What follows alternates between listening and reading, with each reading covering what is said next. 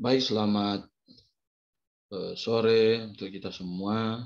Selamat datang kembali di kelas arkeologi dan sejarah Alkitab 2. Jadi ini adalah kelas arkeologi dan sejarah Alkitab 2. Dan sebelum kita melanjutkan pembahasan kita, ya harap teman-teman sudah bisa absen ya. Baik, langsung absen, yang belum absen. Dan kita berharap juga kelas ini bisa berjalan dengan baik sampai selesai nanti ya. Jadi yang belum absen silakan absen. Supaya kita akan segera memulaikan kelas kita.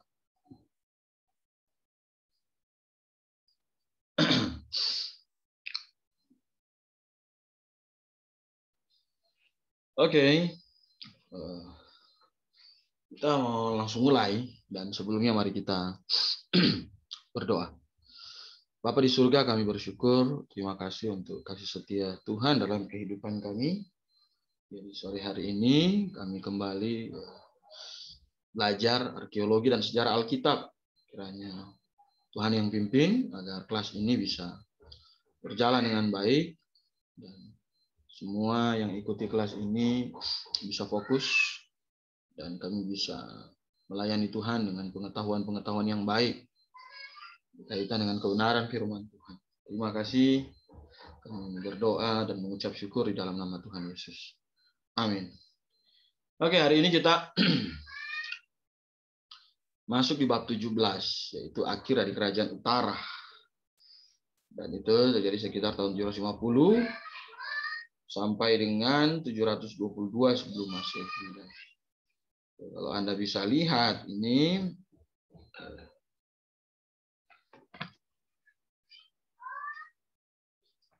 periode waktunya sekitar 30-an tahun ya. Di antara 750 sampai dengan 722 sebelum Masehi. Dan kita bisa lihat di dalam beberapa pasal di dalam kitab, kedua raja-raja pasal 15 sampai dengan pasal 17, dan 2 Tawarik 26 sampai dengan pasal 28. Kita akan lihat beberapa isu-isu arkeologi yang ya bisa kita dapatkan di bab ini. Oke, yang pertama sebelum kita masuk kepada beberapa isu arkeologi, yang perlu kita perhatikan yaitu mengenai raja-raja Israel terakhir dan raja-raja yang sebaya dengan masa Yehuda. Itu kalau kita baca di dalam 2 Raja-Raja 15 sampai dengan pasal 17. Raja-raja Israel terakhir dan yang sebaya dengan raja-raja Yehuda. Kita lihat di dalam 2 Raja-Raja pasal 15 sampai dengan pasal 17. Nah, sebenarnya kalau Anda punya buku, di situ sudah dijelaskan mengenai beberapa kepemimpinan raja-raja terakhir ya, antara Israel dan Yehuda, yang walaupun ya kita tahu ya tidak harus sama tahunnya, karena kita sudah bahas kenapa ada perbedaan tahun dalam pemerintahan dengan selisih-selisih tertentu. Jadi, kalau kita mau perhatikan, ya misalnya di Israel ini atau kerajaan utara ya, Israel atau kerajaan utara.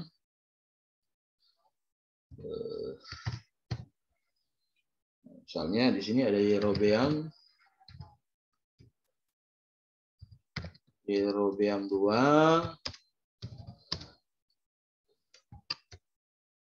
tahun 782 sampai dengan 753. Kemudian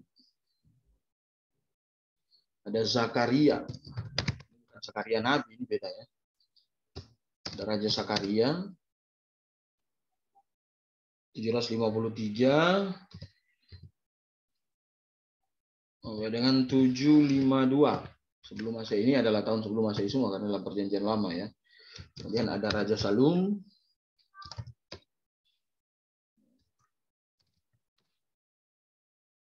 tahun 752.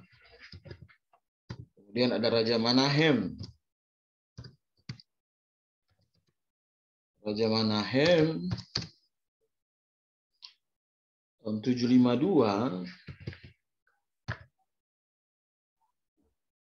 dengan 742.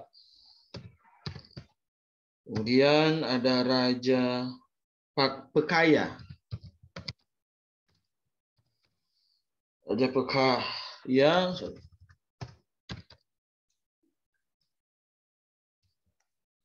742 dengan tahun 740. Kemudian ada Raja Pekah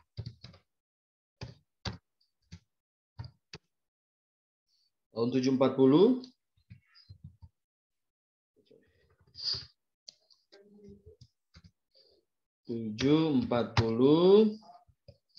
Sampai dengan 732. Kemudian ada Raja Hosea. Raja Hosea 732 sampai dengan 722. Akhirnya ya tahun 722 ini adalah akhir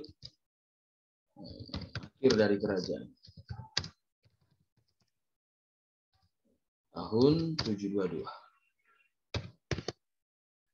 Jadi, ini kerajaan Israel atau bilang ya kerajaan utara. Sedangkan untuk Yehuda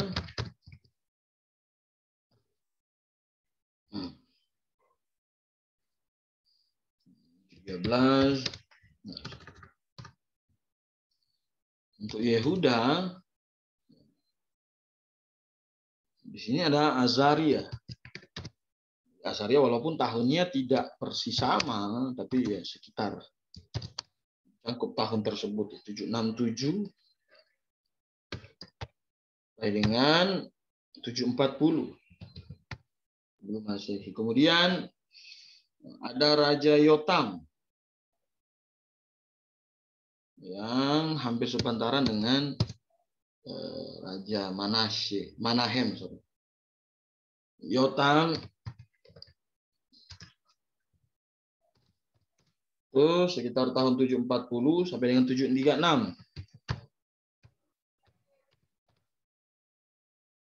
Kemudian ada Raja Ahaz.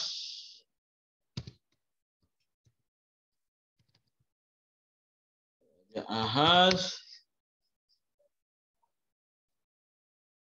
736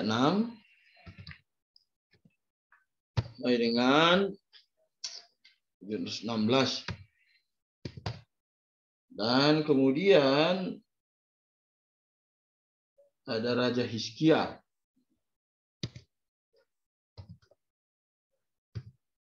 Hizkia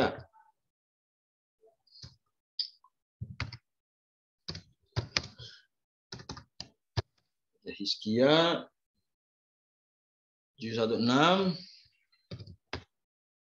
dengan 687. Kalau kita lihat perbandingan ini, memang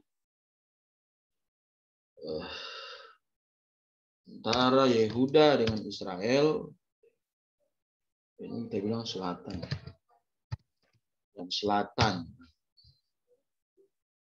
Jadi sebenarnya setelah Hizkia itu Yehuda masih ada seperti Manasye dan seterusnya. Jadi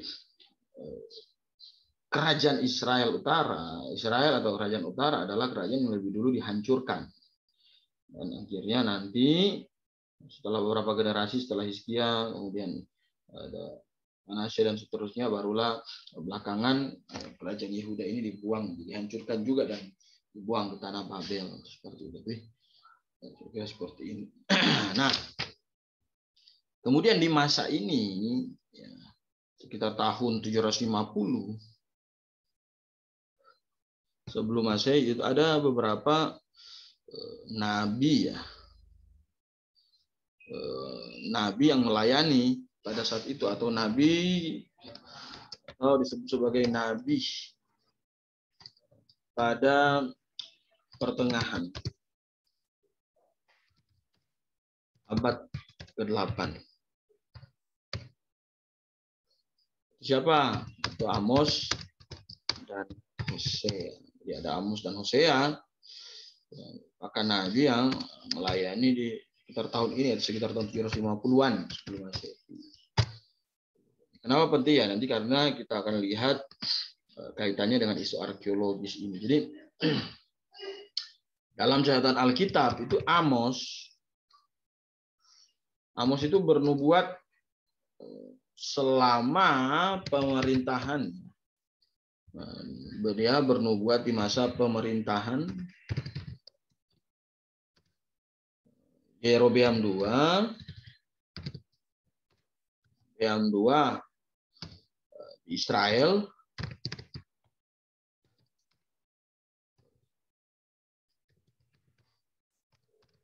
dan Azaria di masa Azaria, atau nama lainnya Raja Uzia di Yehuda.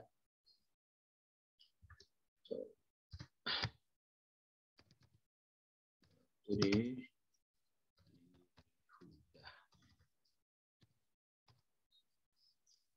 dan ya banyak sarjana teologi ya tentu sangat setuju ketika menetapkan tahun-tahun pelayanan yang demikian, meskipun ya ada beberapa juga yang menolak dan menempatkan masa pelayanan baik Amos, ya kan, Amos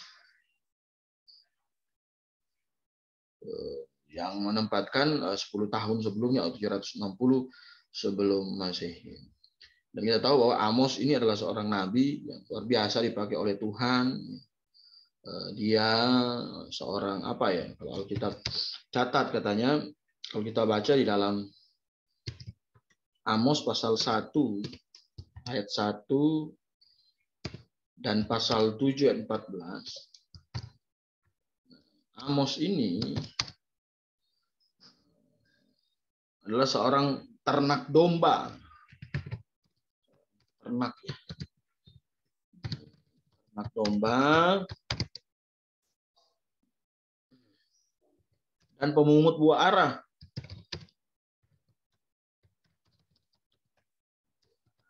Coba kita baca dulu ayat ini.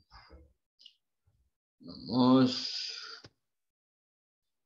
seorang peternak domba dan pemungut buah ara.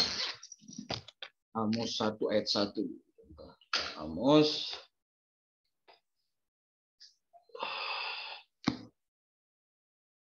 nomor 1 ayat 1, perkataan yang dinyatakan kepada Amos, salah seorang peternak domba dari Tekoa, tentang Israel pada zaman Uzia, Raja Yehuda, dan dalam zaman Yerobeam, anak Yoas, Raja Israel. Jadi sudah dijelaskan pada masa pemerintahan siapa Amos ini diberikan pelayanan seorang nabi oleh Tuhan, yaitu katanya di masa Uzia, Azaria, Raja Yehuda, dan masa Yerobeam.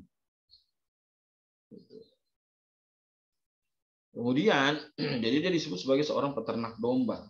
Kita lihat dalam pasal 7. Pasalnya yang ke-7 ayat 14. Amos pasal 7 ayat yang ke-14, jawab Amos kepada Amazia, aku ini bukan nabi dan aku ini tidak termasuk golongan nabi, melainkan aku ini seorang peternak dan pemungut buah ara hutan. Jadi ada kerja lain, tetapi ya ini adalah bagian dari apa yang diinformasikan Alkitab kepada kita, bahwa Amos sebagai seorang peternak domba dan pemungut buah ara itu adalah pekerjaan seharian dia, tetapi ya Tuhan pakai dia untuk mendapatkan beberapa penglihatan penting dan hal lain. Jadi kira-kira seperti itu. Jadi dan hal yang unik, sekali lagi akhirnya dia dipanggil oleh Tuhan untuk menjadi seorang nabi ya. Jadi katanya dia dulu bukan nabi, tetapi kalau kita baca dalam pasal 7 ayat 16, tetapi akhirnya dia ditangkap oleh Tuhan. Kalau kita baca di dalam ayat 15. Jadi Amos 7 ayat 15 boleh dikatakan sebagai ayat panggilan Amos, panggilan Tuhan. Tuhan pada Amos. Kalau di situ kalau kita baca dalam ayat yang ke-15, tapi Tuhan mengambil aku dari pekerjaan menggiring kambing domba, dan Tuhan berfirman kepadaku, pergilah, bernubuatlah terhadap umat. Jadi memang ada beberapa kali cerita di dalam Alkitab seakan-akan Nabi sudah bekerja dulu, sudah mendapatkan penglihatan, baru ceritakan tentang panggilannya, sama seperti Yesaya juga seperti itu. Berarti itu tidak masalah. Ya, Amos ingin menceritakan bahwa dia dipanggil oleh Tuhan melaksanakan pekerjaan Tuhan yang luar biasa. Dan sekali lagi, meskipun Amos, kalau kita baca dalam Alkitab, kan Amos itu tinggal di Tekoa. Nah, Tekoa itu sebenarnya masih bagian dalam kerajaan Yehuda. Bagian dalam kerajaan Yehuda. Itu sekitar 16 kilo ya, di sebelah selatan Yerusalem. 16 kilo di sebelah selatan Yerusalem. Nah, dia kalau dalam catatan free di sini bukan saja menegur dosa-dosa kerajaan di Yehuda, tetapi juga dia berbicara kepada kerajaan utara. Khususnya kalau kita perhatikan di dalam pasal 1 ayatnya yang ke-6. Jadi walaupun dia memang lahir daerah Tekoa, bagian masih termasuk bagian selatan, tetapi Amos juga berbicara tentang kerajaan utara. Kalau kita perhatikan di dalam mulai dari ayatnya yang ke-6 sampai dengan seterusnya, itu pasal 1 ya, kalau kita baca. Karena 3 perbuatan jahat Gasa, bahkan 4 aku tidak menarik kembali keputusanku, dan seterusnya. Aku melepas api ke tembok Gasa, dan seterusnya. Kita baca. Kemudian jadi walaupun dia lahir di daerah Yehuda, tapi Amos juga berbicara tentang atau menegur dosa-dosa di kerajaan utara. Dan khususnya kalau kita baca dalam pasal 4 ayat 1, nanti kita mau pasal 4 ayat 1 dan nanti ada pasal 6, bagaimana dia menegur dosa-dosa yang dilakukan oleh Samaria. Kita lihat nanti ya. Jadi dia mengecam Samaria dalam pasal 4 ayat 1, itu jelas ya.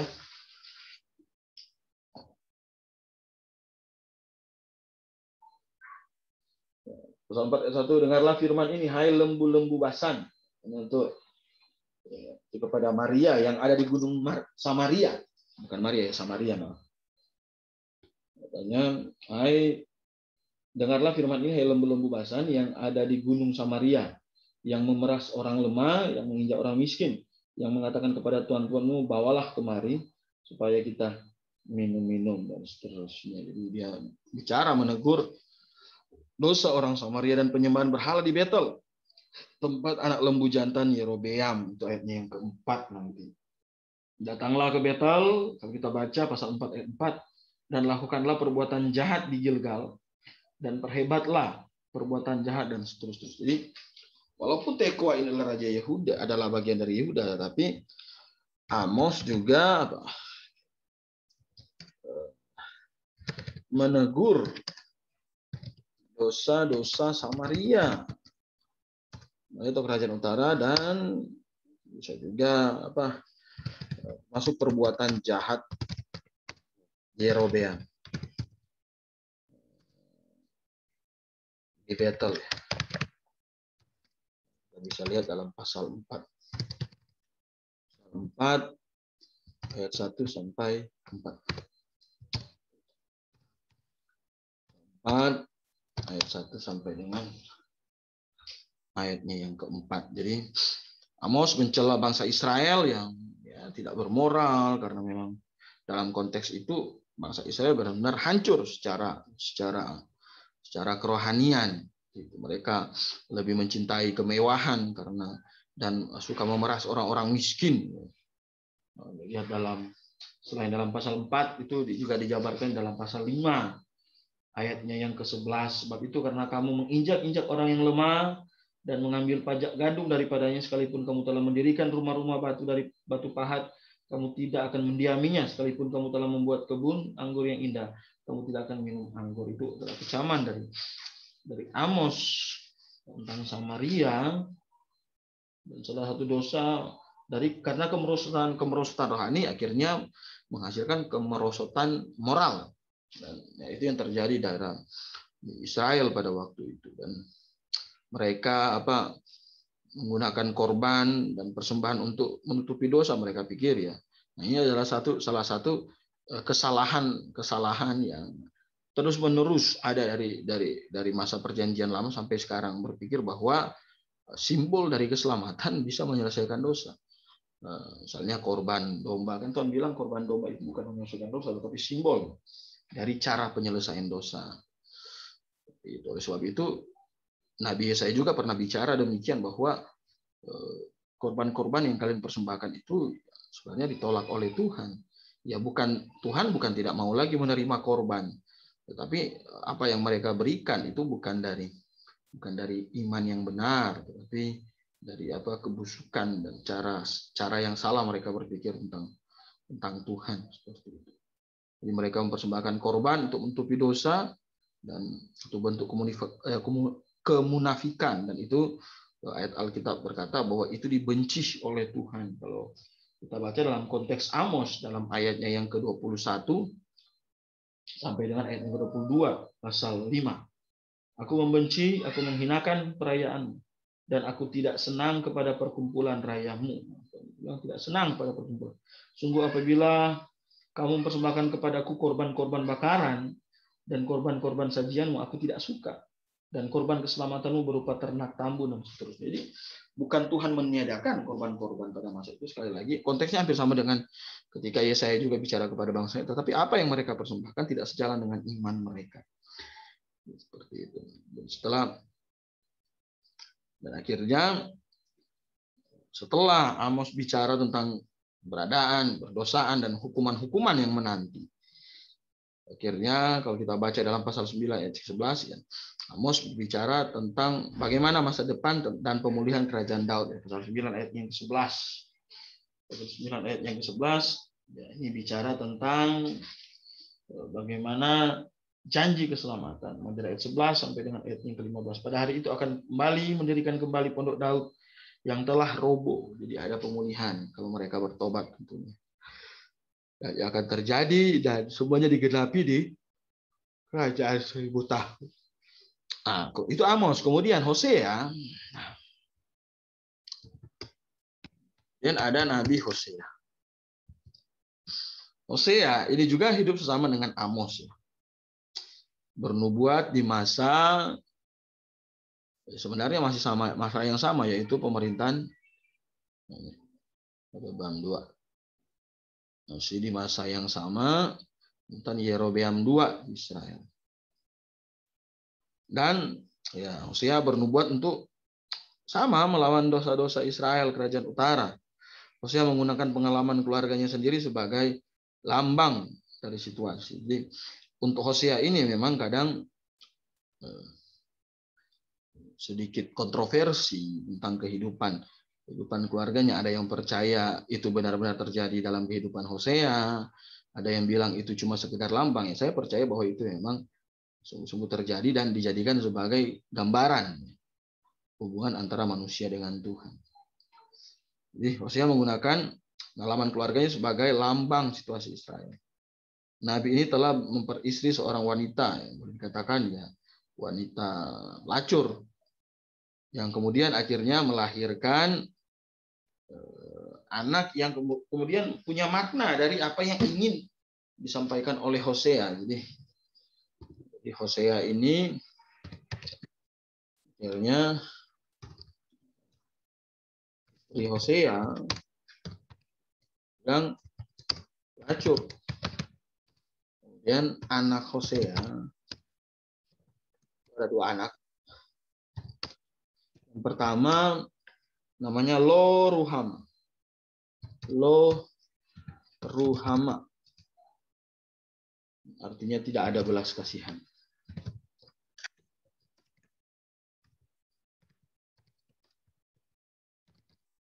Kemudian yang kedua, Lo Ami bukan umat.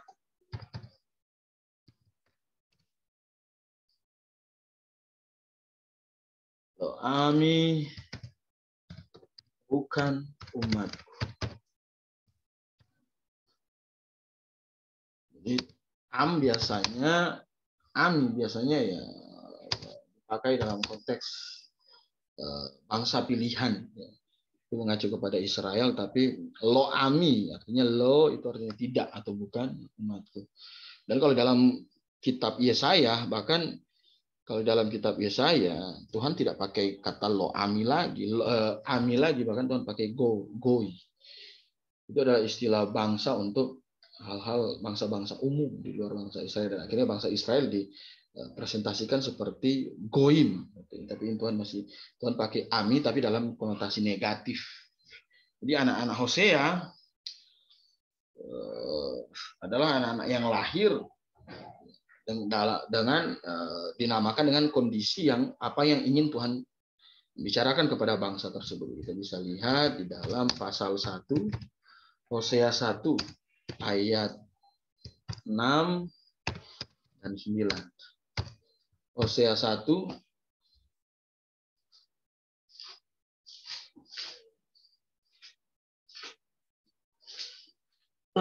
Hosea pasal 1, saya akan baca ayat 6 dan ayat 9. Lalu perempuan itu mengandung lagi dan melahirkan seorang anak perempuan. Berfirmanlah Tuhan kepada Hosea, berilah nama Lo Ruhama pada anak itu, sebab aku tidak menyayangi lagi kaum Israel. Dan aku tidak ada belas kasihan, tidak ada kasih sayang. Kemudian ayat ke-9, berilah nama Lo Ami pada anak itu, sebab kamu ini bukanlah umatku, dan aku ini bukanlah Allah.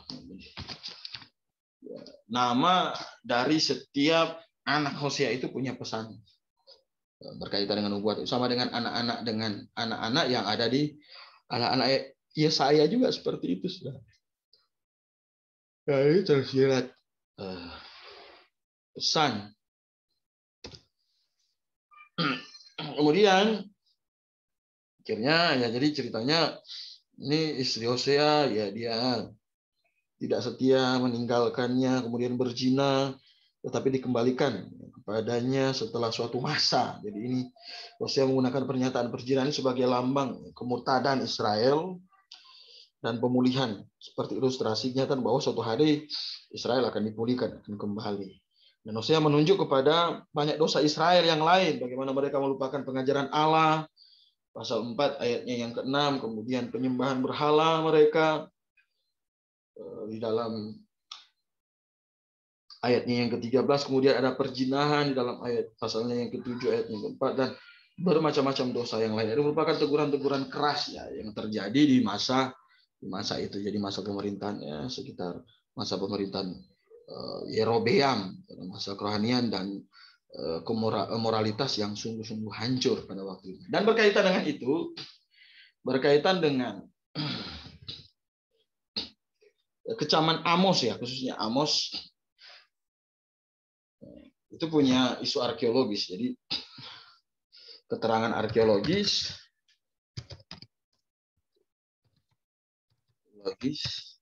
mengenai apa? Kecaman Amos. terhadap kehidupan mewah.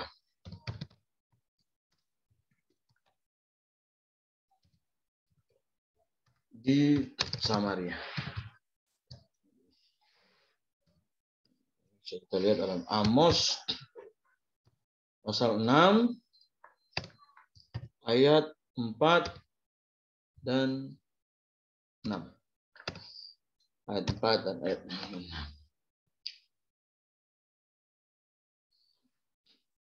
Ini apa yang kita sudah sempat lihat tadi beberapa ayat itu. Jadi kalau kita baca ayat 4 dan ayat 6, di situ Amos menunjukkan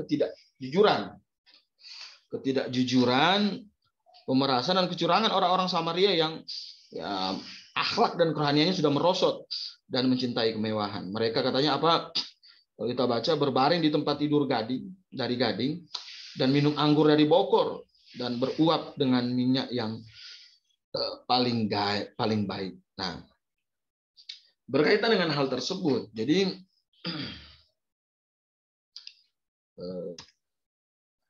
pada tahun 1931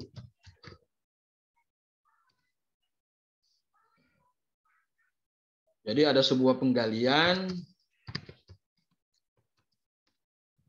di bawah pimpinan seorang yang bernama J.W. Crawford.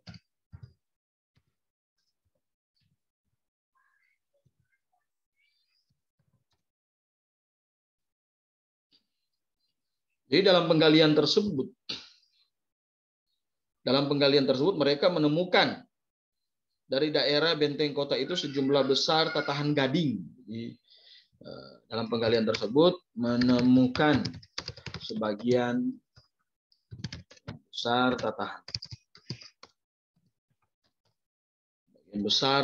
tatahan gading. Dan itu mengacu kepada yaitu Amos 6 ayat 4 dan ayat yang ke-6. Mereka berbaring katanya di tempat tidur gading. Jadi tempat tidur gading adalah tempat tidur mahal. Dan itu adalah bagian dari kemewahan. Jadi sebenarnya bukan Tuhan tidak mau orang Israel itu sukses secara materi. Bukan itu yang Tuhan mau kecam dari poin ini. Adalah yang Tuhan kecam adalah kemewahan mereka dapatkan itu dari kecurangan. Dan mereka melakukan pemerasan untuk menghasilkan uang secara gampang. Ya, itu sebenarnya yang dikecam oleh Tuhan lewat Nabi Amos. Jadi sebagian besar dari potongan-potongan gading terdapat dalam bentuk piagam atau panel dengan gambar timbul. Nah, katanya, menurut Free, rupanya potongan-potongan gading itu adalah bagian dari tatahan dekorasi perabot. Jadi dekorasi kemudian ada berupa ukiran-ukiran dan seterusnya. Dan pokok yang digambarkan pada relief-relief termasuk bunga lotus, kemudian bunga papirus, ada gambar bunga lotus, bunga papirus, ada gambar singa, sapi, kemudian ada rusa, kemudian ada tokoh bersayap dalam bentuk manusia, dan banyak gambar-gambar yang lain. Dan itu sangat kuat mengacu kepada apa yang disampaikan oleh Amos, kecaman Amos terhadap kehidupan mewah di Samaria. Kemudian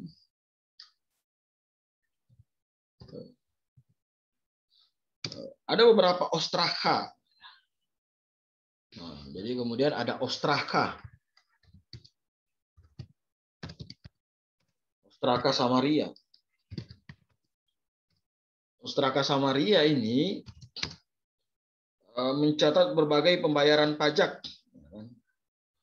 Pembayaran pajak kepada perbendaharaan kerajaan ibu kota atau pendapatan dari tanah-tanah kerajaan, dan mendaftarkan pembayaran demikian dalam anggur dan minyak. Jadi ada sebuah ostrakon nomor 1 katanya memberitahu bahwa dalam tahun ke-10 kontribusi anggur dikirim ke Semario, pengurus kerajaan dari kota Beriam. Kemudian oleh Raga, anak laki-laki Elisa, Usa, Eliba, Baala, anak-anak laki-laki Elisa, dan Yedayo. Jadi kata-kata dari pecahan tanah liat itu secara harfiah berbunyi dalam tahun ke-10 kepada Semario dari Beriam, bejana-bejana berisi anggur dengan perantaraan Raga, anak laki-laki Elisa, Usa. Jadi kemudian ada ostrakon lain. Jadi dalam ostraka ada apa? seperti catatan ya. Catatan bayaran pajak. Pajak. Kemudian mereka sudah kasih nomor, ada Ostraka nomor 1 dan nomor 17. Nomor 1 dan nomor 17. Jadi nomor 1 itu bicara tentang pembayaran pajak yang dipakai dengan yang dibayar dengan anggur dan bejana yang berisi anggur. Kemudian ada Rakon lain nomor 17 berkata bahwa pada tahun ke-10 dari Aza ke Gadio, 1 bejana dengan minyak yang lebih baik. Jadi Ostraka ini membuktikan apa? Jadi Ostraka ini menunjukkan bahwa pembayaran pajak dalam bentuk anggur dan minyak menyediakan bagi sumber anggur yang diminum oleh orang-orang Samaria yang menyukai kenyamanan, dan juga sumber minyak yang baik yang digunakan untuk mengurapi diri mereka sendiri. Jadi seperti yang dijelaskan dalam Amos 6 ayat 4 dan ayat 6. Jadi beberapa sarjana memperdebatkan memang tanggal Ostraka Samaria. Ketika pecahan-pecahan tembikar itu pertama kali ditemukan, ya memang ada perdebatan, dan para penggali mendapatkan bahwa itu berasal. Ada yang bilang dari masa pemerintahan Ahab juga. Nah, tapi sejak itu Albright dan sarjana yang lain telah menempatkan selama masa pelayanan Amos. Jadi sekali lagi, walaupun ada beberapa perdebatan mengenai kapan sebenarnya tanggal-tanggal Ostrakon itu, ya ada yang bilang di masa Ahab, tetapi ternyata seorang bernama Albright, ya, boleh katakan arkeolog modern, bapak arkeolog modern. Walaupun ada beberapa hal kita juga sama dengan dia, tapi ya dia punya banyak sumbangsi dalam arkeologi. Ya, dia bisa memberikan tahun kepada tahun pelayanan Amos terhadap penemuan-penemuan Ostraka tersebut. Jadi sebelumnya dalam pesan-pesan tegurannya, sekali lagi Amos mengacu kepada pernyataan Tuhan akan merobohkan balai musim dingin dan balai musim panas, kalau kita baca dalam Amos 3:15. Dan ada penemuan-penemuan arkeologi yang menunjukkan bahwa balai musim dingin juga dan musim panas adalah ciri periode tersebut, termasuk di antara bangunan-bangunan keluarga Raja Aram dalam sebuah prasasti ditemukan di Syamal. Jadi selain penemuan tatahan gading, kemudian Ostraka, kemudian ada penemuan bangunan-bangunan balai.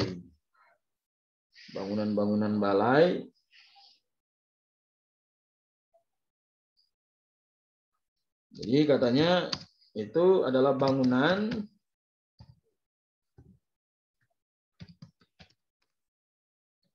ciri khas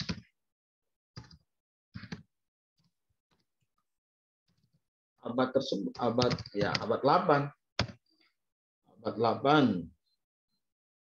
Dan yang pernah dipakai oleh yang ditemukan di di daerah Syamal, ya. Syamal di Syria.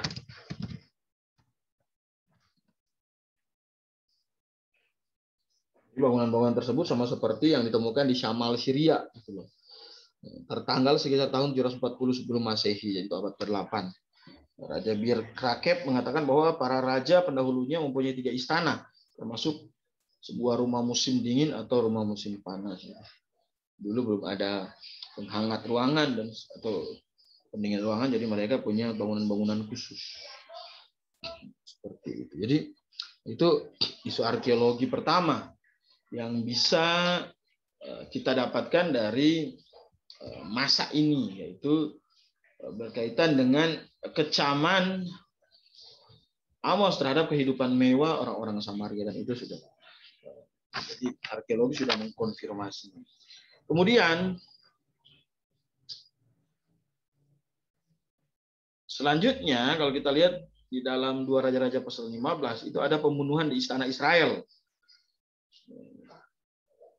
Itu zaman Yerobeam II yang secara material makmur tetapi berdosa yang sudah kita lihat tadi. Kemudian diikuti oleh masa-masa yang buruk dari kerajaan utara. Dan kejahatan bangsa ini terus menyusul. Dan terus menunjukkan masa-masa yang buruk. Dan di tahun-tahun terakhir ditandai dengan satu dosa yang cukup besar, yaitu dengan pembunuhan, bahkan di istana raja. Yerobeam dia, kalau kita lihat, nah, Yerobeam dua akhirnya digantikan setelah Yerobeam 2 itu digantikan oleh anak laki-lakinya, yaitu Zakaria. Digantikan oleh Zakaria. Dan dalam catatan 2 Raja-Raja 15 ayat 8, Zakaria memerintah hanya 6 bulan. Zakaria memerintah hanya 6 bulan. Dan akhirnya, kenapa dia memerintah 6 bulan? Karena dibunuh oleh seorang yang bernama Salum. Oleh seorang yang bernama Salum. Kita bisa lihat di dalam 2 Raja-Raja 15 ayatnya yang ke-10. Kita lihat 2 Raja-Raja 15.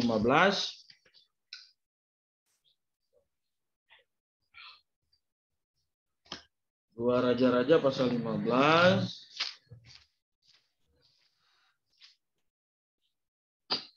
Ayatnya yang ke-10.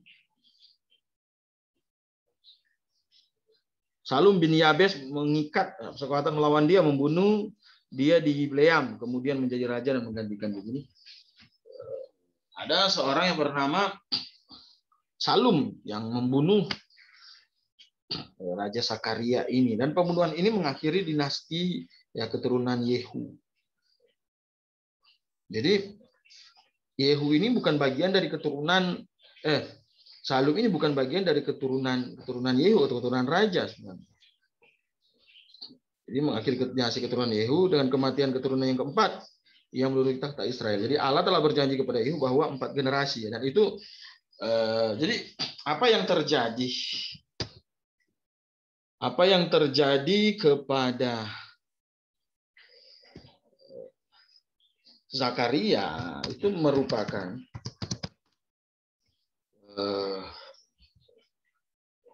jadi ini merupakan nubuatan dari Tuhan. Ini merupakan nubuatan dari Tuhan sendiri. Yang sudah Tuhan nubuatkan kepada siapa? Kepada Yehu. Kepada Yehu. Itu bisa kita baca di dalam 2 Raja-Raja 10 ayatnya yang ke-13. 2 Raja-Raja 10 ayatnya yang ke-13. Oke, coba jadi sekali lagi, apa yang terjadi pada anak Yerobeam dalam hal ini Zakaria itu sebenarnya bagian dari nubuatan Tuhan bahwa pemerintahan keturunan Yehu itu hanya 4 sampai dengan keturunan yang keempat, dan itu dicatat dalam 2 Raja-Raja pasal 10 ayatnya yang ke-13. 2 Raja-Raja pasal 10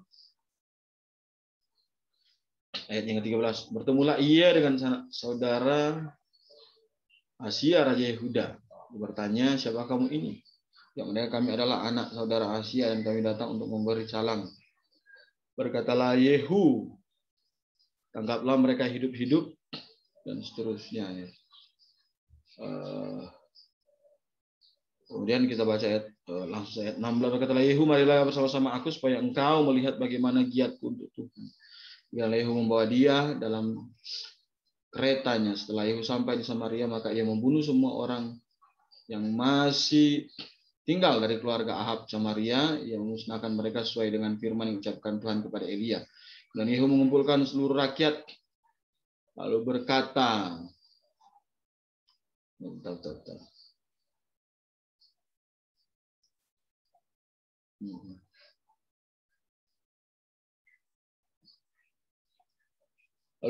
kepadanya,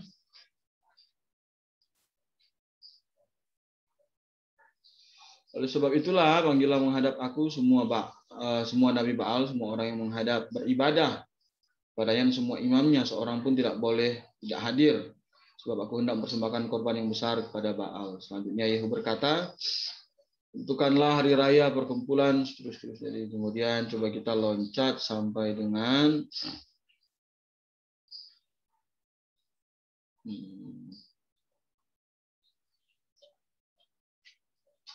ayat 30. Coba kita lihat ayat 30 saja ya. Jangan tambah terus. Berfirmanlah Tuhan kepada Yehu, oleh karena engkau telah berbuat baik dengan melakukan apa yang benar di mataku dan telah berbuat pada keluarga Ahab tepat seperti apa yang kehendaki di hatiku, maka anak-anakmu akan duduk di atas takhta Israel sampai keturunan yang keempat. Jadi, ayat 30 ya.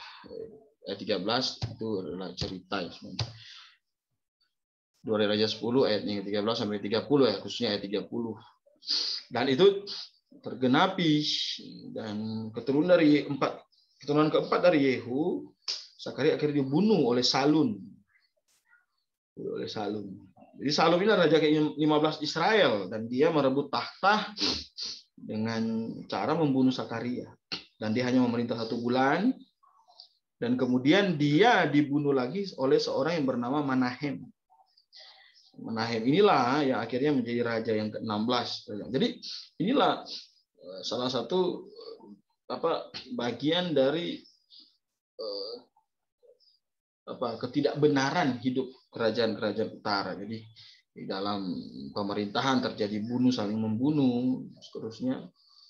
Itu tercatat jelas dalam Alkitab, dan ya akhirnya Salum membunuh Sakaria, dan Salum dibunuh oleh Menahem. Kalau kita baca dalam 2 Raja-Raja 15 ayat 14. Akhirnya menjadi raja yang ke-16. Seterusnya.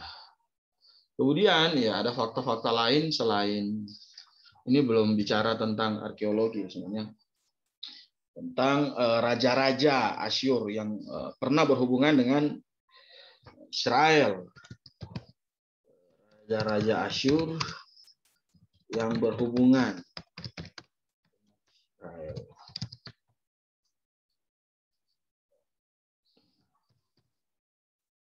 Jadi ada beberapa raja Asyur yang tercatat ya, berhubungan dengan Israel. Jadi setelah 750, raja Asyur dari waktu ke waktu terus bergerak, artinya ada pergantian, dan mengadakan hubungan langsung dengan Israel dan Yehuda. Untuk menyatukan raja-raja Asyur dengan catatan Alkitab akan lebih berguna untuk mencatatnya. Jadi ada nama-nama, kalau kita lihat dalam buku, ada beberapa nama raja Asyur yang sangat populer dalam Alkitab. Misalnya Tiglat-Pileser.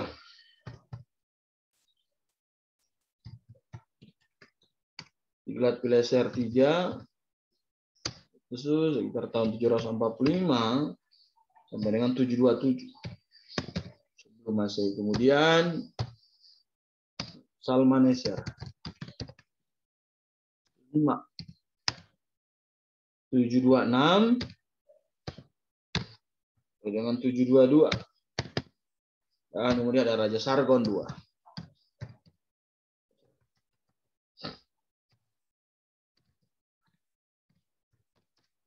Raja Sargon II 721 705.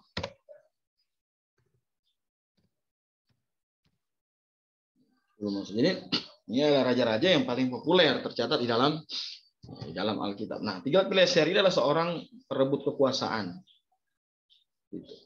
Dan tampaknya dia seorang jenderal yang mengangkat diri sebagai untuk naik tahta, dan dia mengambil nama Tiglat-Pileser I yang sangat terkenal, yang hidup sekitar tahun 1100 sebelum Masehi, dan kemudian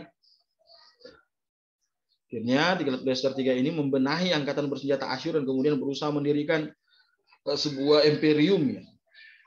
ia mencapok daerah sebelah tenggara negerinya sendiri, yakni Babilonia.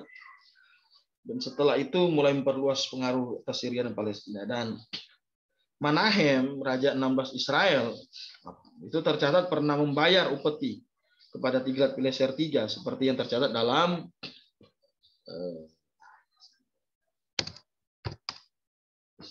Dua Raja-Raja 15. Jadi Manahem pernah membayar upeti kepada raja ini. Itu dicatat dalam Dua Raja-Raja 15 ayat 20. Nah, berkaitan dengan Raja Tiglat-Pileser itu ada konfirmasi arkeologi. Jadi konfirmasi arkeologi mengenai apa? Masalah Tiglat-Pileser III dan Pul. Bagaimana konfirmasi arkeologi ini? Coba kita lihat. Jadi seperti yang tercatat di atas, ada surat bahwa Manahem, raja ke-16 Israel, itu pernah membayar upeti kepada Pul, raja Asyur juga. Nah, ketika raja Asyur datang menyerang Israel,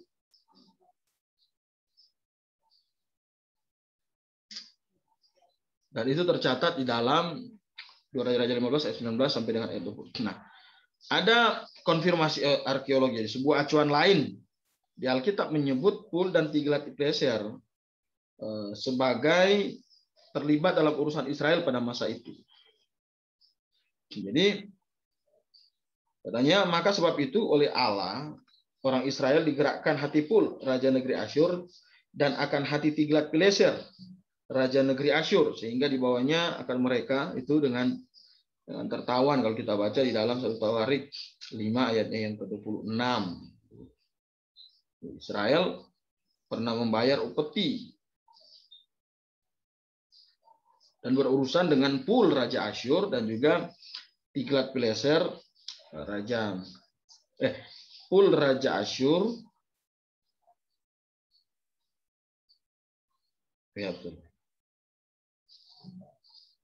dan juga Tiglat-Pileser ya. Nah, dalam usaha menjelaskan fakta-fakta, beberapa sarjana pada masa lalu mendesak bahwa Pul dan Tiglat-Pileser adalah dua individu yang berbeda. Jadi yang menjadi permasalahan ini, apakah Pul dan Tiglat-Pileser III adalah pribadi yang sama? Karena disebut sebagai Raja Asyur. Dan ayat yang disebutkan di atas dalam 1 Tawarik menyebut Pul dan Tiglat-Pileser. Jadi dalam 1 Tawarik pasal 5 ayat 26 menyebut Pul dan Tiglat-Pileser. Tiglat-Pileser ya. Menyebut Pul dan Tiglat-Pileser. Coba kita buka dulu 1 Tawarik 5 ayat 26.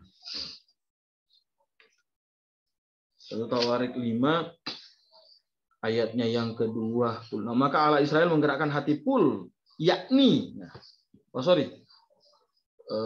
dalam bahasa Indonesia Pul yakni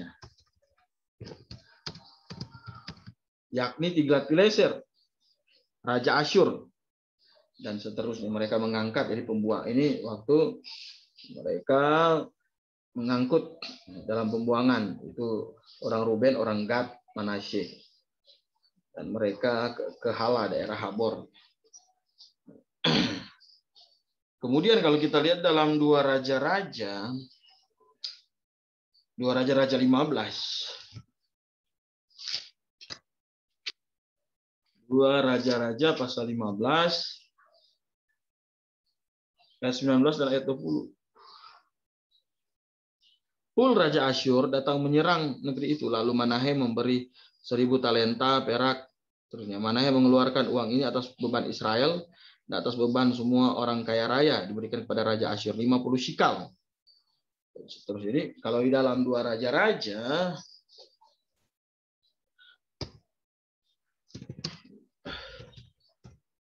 dua raja 15 ayat 19 sampai 20, di situ disebutkan full bayar upeti. Gitu. Jadi ada yang bilang itu dua individu yang berbeda, dan ayat di atas sebutkan full. Nah, coba kita cek di King James dulu ya, bentar ya.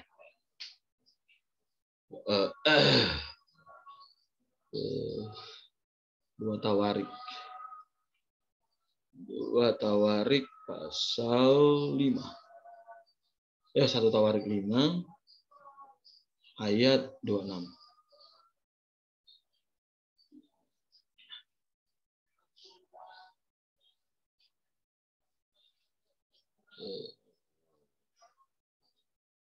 Maka Allah Israel, God of Israel, of Pul, king of Assyria, and the spirit of Tiglat-Pilneser.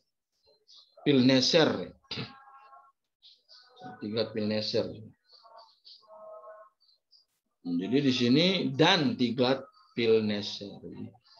Apakah kalau dalam LAI dibilang Pul yakni Tiglat-Pilneser, sedangkan dalam KJV ya, kita terjemahan langsung dari Masoretic Text disebut Pul dan Tiglat. Pul dan Tiglat, jadi Pul dan Tiglat-Pilneser. Tetapi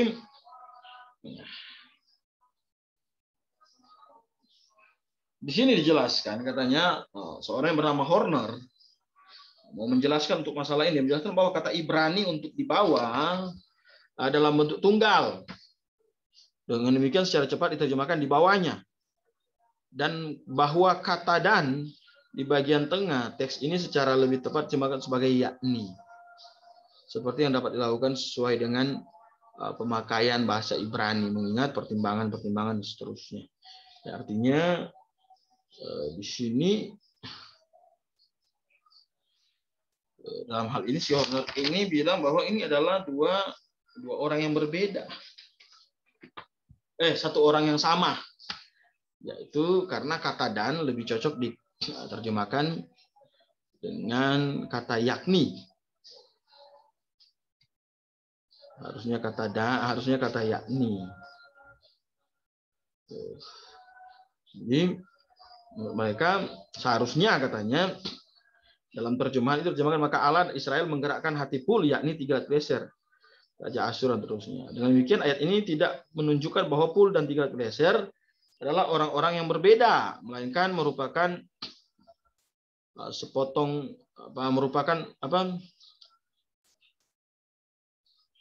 orang yang sama. Jadi artinya kesimpulan dari Horner ini, Joseph Horner sebenarnya dalam buku yang berjudul Biblical Chronology, ya dia ingin menyimpulkan bahwa Tiglat-Pileser dan Pul adalah dua orang yang sama. Karena menurut dia harusnya diterjemahkan harusnya diterjemahkan yakni, bukan dan. Sedangkan di dalam KJV kita lihat itu diterjemahkan dan. Seperti itu. Nah, dengan demikian kalau kita lihat di buku ya, ayat ini tidak menunjukkan bahwa Pul dan Tiglat-Pileser adalah orang yang berbeda, melainkan merupakan sepotong bukti yang pasti bahwa keduanya adalah orang yang sama. Jadi versi-versi Alkitab yang lebih baru mengikuti pendekatan pemakaian Ibrani ini, menggunakan kata yakni untuk menyamakan Pul dan Tiglat-Pileser. Dalam NKJV, New King James juga memakai kata yakni. Di samping petunjuk Alkitab bahwa Tiglat-Pileser dan Pul adalah orang yang sama, itu ada satu bukti arkeologis mengenai identifikasi bahwa ini adalah dua orang yang sama, yaitu ini bukti arkeologis yang disampaikan oleh seorang yang bernama Schrader. Tulisannya gini, saya nggak tahu ini apa bahasa Inggris atau bahasa Jerman.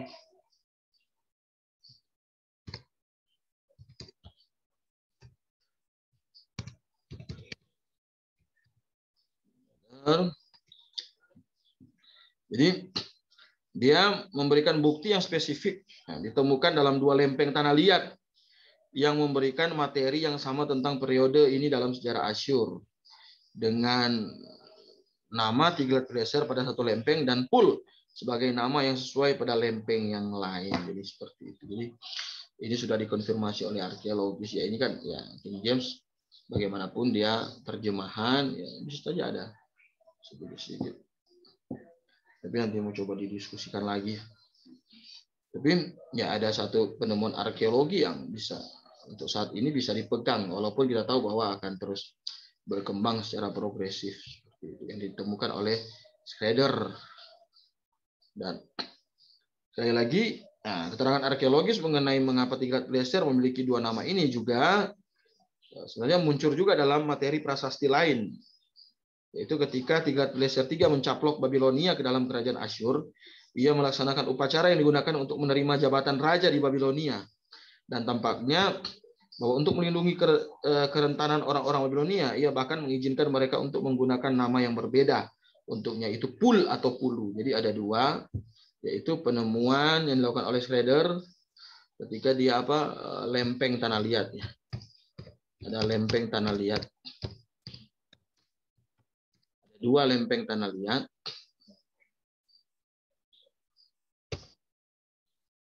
Lempeng tanah liat.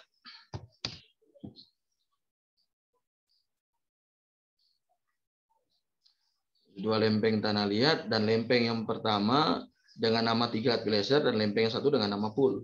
Kemudian konfirmasi arkeologi yang kedua adalah ketika Tiglat-Pileser mencatut ya nama Babilonia dan menggunakan nama lain untuk dalam pengertian bahwa untuk melindungi kerentanan orang-orang Babilonia. Jadi akhirnya dia memakai nama Pul sehingga mereka bahwa mereka memiliki seorang raja sendiri. Ini menjelaskan mengapa ia disebut Pul dalam kitab Raja-Raja dan memungkinkan juga untuk memahami mengapa ia disebut Pulu dari waktu ke waktu dalam catatan kuniform. Seperti itu. Jadi lempeng tanah liat, kemudian lempeng pertama dulu dia pakai nama Tiglat. Kemudian yang kedua kemudian dia pakai nama Pul. Kemudian penemuan yang lain adalah dalam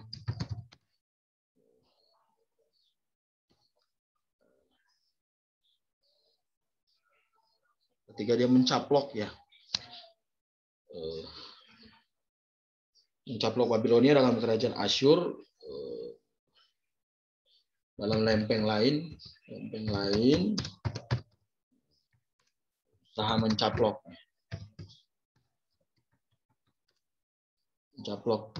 Babilonia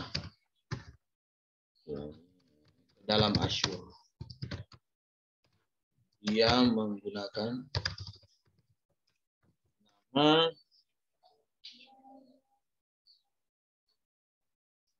nama Pul atau Pulu. Pul atau Pulu untuk apa? Melindungi kerentanan orang-orang Babel dan supaya dia diterima, kira-kira seperti itu.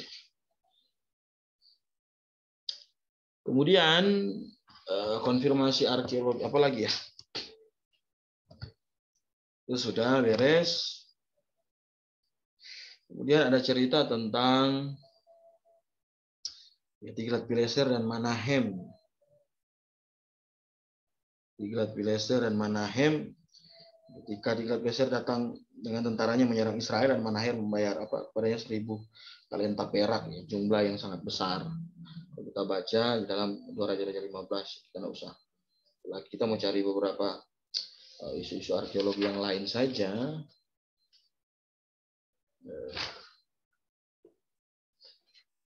Misalnya keterangan arkeologis.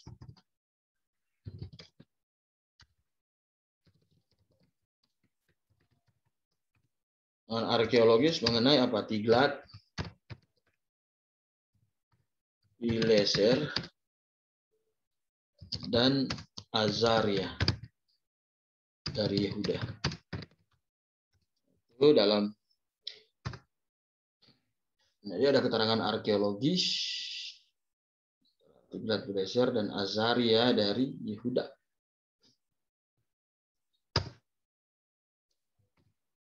Jadi catatan arkeologis mengenai Tiglat-Pileser menunjukkan bahwa ia pernah mengadakan hubungan dengan Azaria dari Yehuda dalam aksi militernya ke daerah Syria. Dari Kanaan, aksi yang sama ketika ia menerima upeti dari Manahem seperti catatan di atas. Ya, Alkitab tidak memberitahu apa-apa mengenai hubungan Azaria dengan Tiglat-Pileser, dan dengan demikian kasus ini mendapat keterangan lebih lanjut dari penemuan-penemuan arkeologis. Jadi ada penemuan arkeologis ya, walaupun seperti yang ditunjukkan oleh Thiel, tidak ada alasan untuk meragukan identifikasi ini. Azariu dari Yahudi dalam prasasti Asyur itu dengan Azaria dari Yehuda. Jadi ada sebuah prasasti sebenarnya ya. Sebuah penemuan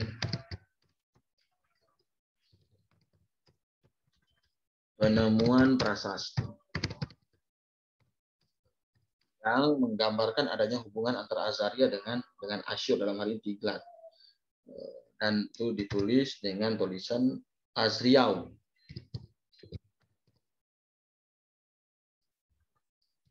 Azriau dari Yahudi. Salah satu. Itu dijelaskan oleh Thiel.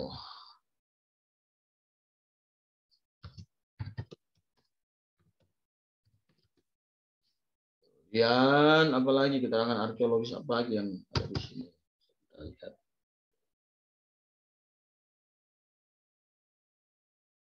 Kemudian ada keterangan arkeologis mengenai Tiglat-Pileser. Biar saya nggak ngerti.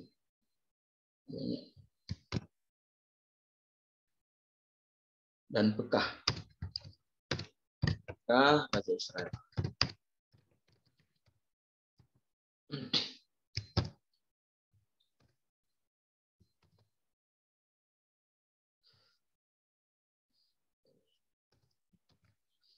Jadi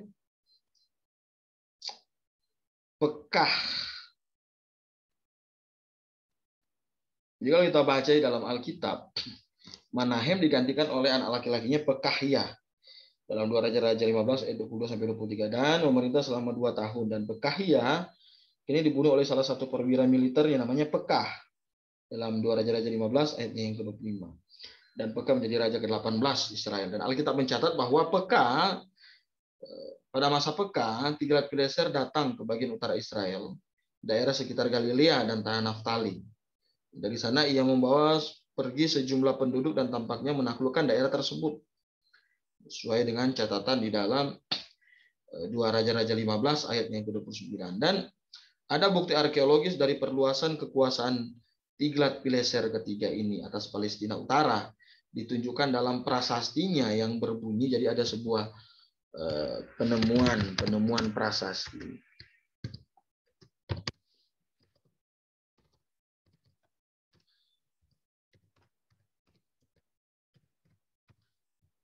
Ada sebuah penemuan prasasti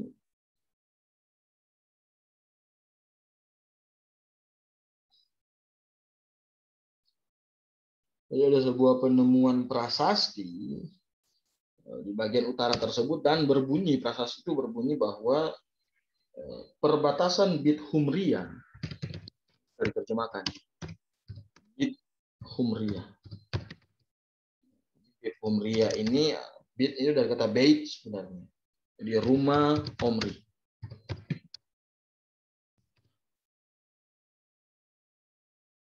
Tanah Naftali yang luas, seluruhnya saya masukkan. Tanah Naftali yang luas, seluruhnya saya masukkan ke dalam perbatasan Asyur. Jadi ini adalah bukti bagaimana perluasan daerah kekuasaan yang dilakukan oleh Tiglat-Pileser. Dan dalam 2 Raja-Raja pasal 15 ayat 29 memberikan satu gambaran bagaimana Raja Asyur tersebut pergi mengalahkan daerah tersebut dan membawa sejumlah penduduk dan menaklukkan daerah tersebut. Dan itu sudah dikonfirmasi oleh arkeologis. Itu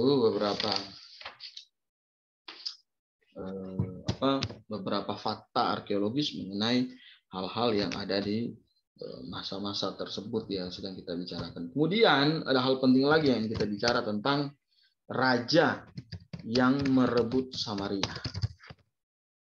Siapa raja yang merebut Samaria? Siapa raja Asyur yang merebut Samaria? Sargon dalam berbagai prasastinya menyatakan bahwa ia merebut Samaria. Jadi Sargon menyatakan dalam prasasti pribadi ya. Prasasti pribadi.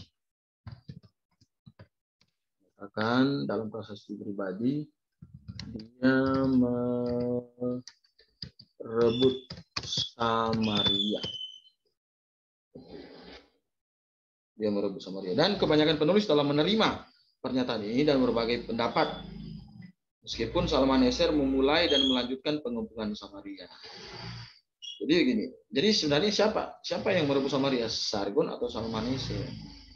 Jadi kita baca dulu ya supaya kita bisa jelas tahu ceritanya. Jadi menurut pandangan ini sekali lagi Sargon dikenali sebagai Raja Asyur. Kalau kita baca dalam 2 Raja-Raja 17 ayat yang ke-6 yang mengangkut penduduk Samaria ke Asyur. Akan tetapi Olmsted menjelaskan bahwa Sargon sendiri tidak menyebut perebutan Samaria dalam catatannya sendiri yang dituliskan pada awal pemerintahannya, dan bahwa sebuah tawarik Babilonia tampaknya membenarkan mengaitkan perebutan Samaria dengan Salmaneser V pada pemerintahan tahun 723-722 sebelum Masehi dan bukan oleh Sargon. Dengan demikian tampaknya mungkin bahwa Salmaneser V dan bukan Sargon II yang merebut Samaria. Dan bahwa dengan berlalunya tahun-tahun, ya Sargon mengaitkan pengepungan tersebut dengan raja yang terakhir ini. Hanya dalam tawarik kerajaan tersebut tercatat pada bagian terakhir pemerintahannya bahwa Sargon disebutkan sebagai yang merebut Samaria. Tampaknya apa yang terjadi bahwa Samaria jatuh selama musim pertempuran, musim semi atau musim panas. Jadi itu ada musim-musim khusus untuk berperang yang tidak menghalangi perang, itu adalah musim semi dan musim panas. Dan Salmaneser mangkat menjelang akhir Desember. Dan pada waktu itu Sargon mengambil alih kendali pemerintahan. Sargon menyelesaikan gerakan pembersihan pada tahun 721 dan mengumpulkan para tawanan dan mendirikan pemerintahan untuk provinsi yang telah dikalahkan. Jadi pernyataannya bahwa ia telah mengangkat 227.209 penduduk, 27.290 penduduk mungkin adalah tepat tentang barang rampasan dan para tawanan yang dapat dijual sebagai budak atau digunakan untuk proyek pembangunan. Jumlah demikian terlalu besar jika berasal dari kota Samaria saja dan pasti mewakili tawanan dari seluruh provinsi Samaria. Agaknya paling sedikit beberapa orang tawanan digunakan dalam kelompok pekerjaan bangunan ketika Sargon memulai membangun ibu kota istana di daerah Korsabat, ya, sekitar 12 mil sebelah timur laut Niniwe. Untuk gambar. Jadi artinya apakah Sargon raja mana yang merebut Samaria? Apakah Salmaneser atau Sargon? Jadi kelihatannya Sargon adalah raja yang memang merebut Samaria. Jadi apa yang dia nyatakan lewat tulisan dalam prasasti pribadinya itu memberikan sebuah kebenaran bahwa dia yang merebut Samaria. Kalau kita baca dalam 2 Raja-Raja 17, coba kita cek dulu. Ayat yang ke-6, dalam tahun ke-9 namanya Raja Asyur merebut Samaria, ia mengangkut orang Israel. Jadi di sini disebut Raja Asyur.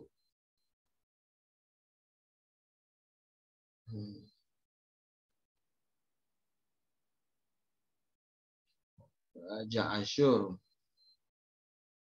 Dan ya Raja Asyur yang di sini yang disebut dalam pandangan umumnya, ya, dia disebut sebagai dia adalah Sargon gitu loh, bukan Salmaneser.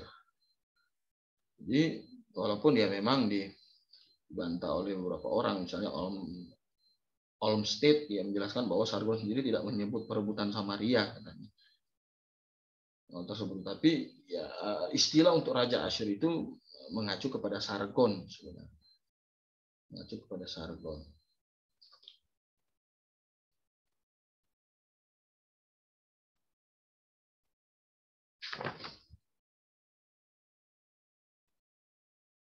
Saya lebih percaya bahwa Sargon yang merebut Samaria. Coba kita lihat beberapa konfirmasi arkeologis mengenai keberadaan Sargon.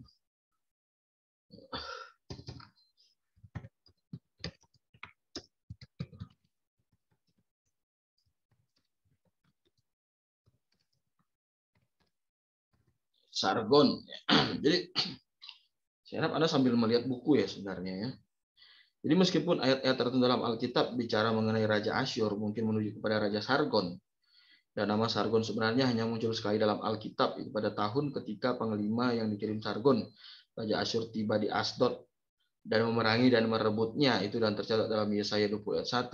Nah, sampai dengan 1 abad yang lalu tidak ditemukan bukti mengenai adanya raja seperti ini di dalam berbagai catatan.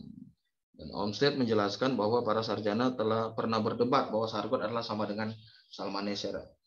Jadi, apakah Sargon sama dengan Salmaneser itu sudah bagian yang lain, kita tidak bicarakan itu. Tapi ya, Sargon adalah Sargon dan Salmaneser V adalah Salmaneser V. Tidak adanya nama Sargon dalam catatan-catatan sejarah memudahkan para kritikus untuk meragukan keberadaannya. Gitu ya.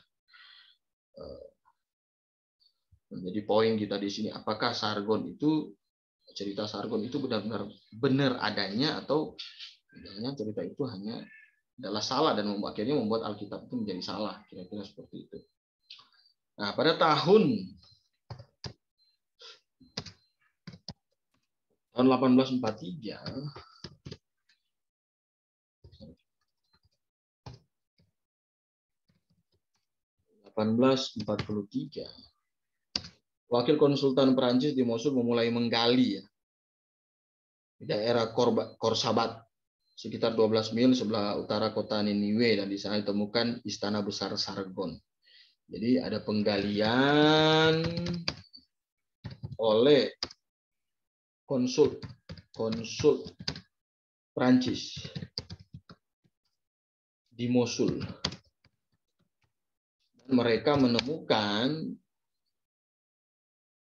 istana besar Sargon. Menemukan istana besar Sargon. Daerah ini menempati sekitar 11,6 hektar. Itu besar. Kemudian di dalam istana itu katanya ada salah satu lembu jantan batu yang bersayap yang berdiri di pintu masuk istana Sargon. Dan itu ditemukan oleh oleh seorang Sierra, orang bernama Sierra pada tahun 1929.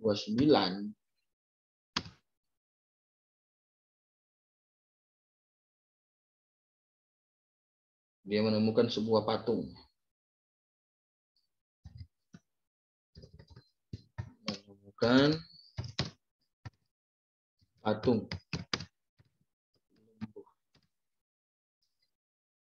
jantan bersayap. Jadi patung dari batu. Jadi Sierra ini melakukan penggalian juga ya pada tahun 1929. Dan akhirnya sekarang dibawa ke University Chicago. Dan sekarang patung tersebut berada di Museum Institute Oriental. Jadi sebenarnya ya kalau ada orang mau meragukan Sargon, ya itu sudah dikonfirmasi oleh Alkitab. Ini seperti itu. Oke, saya rasa untuk bab 17 sampai di sini. Dan nanti kita akan lanjutkan bab 18 dan seterusnya. Selamat sore. Tuhan Yesus memberkati kita semua dan Maranatha.